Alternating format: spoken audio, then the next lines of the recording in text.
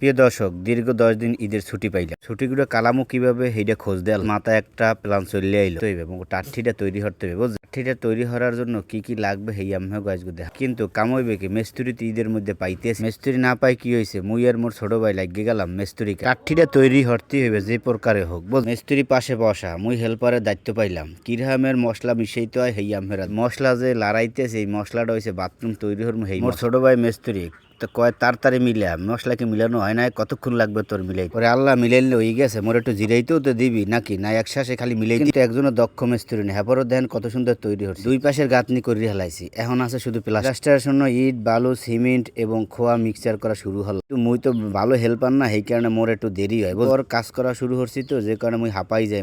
বাথরুমের গাঁথনি 3 ব্যাগের 2 ব্যাগ শেষ। জন্য যা যা দরকার সব কিন্তু মিক্সচার করে হেলাইছি। প্লাস্টার মিক্সচার শেষ, এখন পানি দেবো। পাশে একটু গোল গাল করে লই, হেয়ার পরে মুই পানি এই পানি নিলাম মগ দিয়ে এই ডাইলে দিলাম। পানি দেওয়া শেষ, প্রায় অনেক পানি দিছি মোটামুটি কায়দা। এই আবার কোদাল দিয়ে দেখেন এই মিশানো শুরু করে দিলাম। মিশাইলাম, দেখেন কিভাবে মিশাইতে আমার শরীর দিয়ে গাম জড়িয়ে গেছে।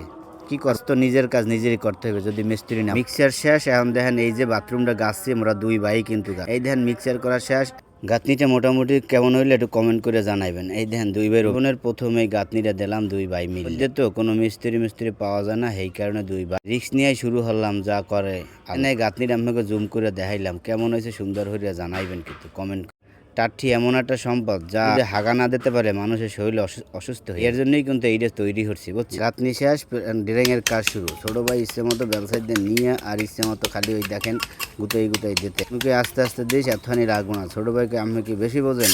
এতটুকুই লাগছে। তো কারি অনেক দক্ষ মিস্ত্রি, কথা কই না। যাই হোক, দক্ষ মিস্ত্রি সে যেরামের হরে হিরামই মাইনে।